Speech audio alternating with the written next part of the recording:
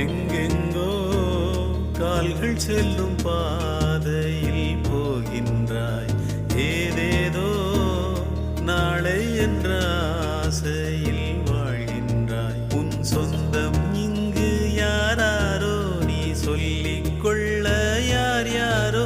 நீ வாழும் வாழ்வில் அர்த்தம் என்ன என்றே நீ சொல்லு. எங்கெங்கோ கால்கள் செல்லும் பாதையில் போகின்றாய்.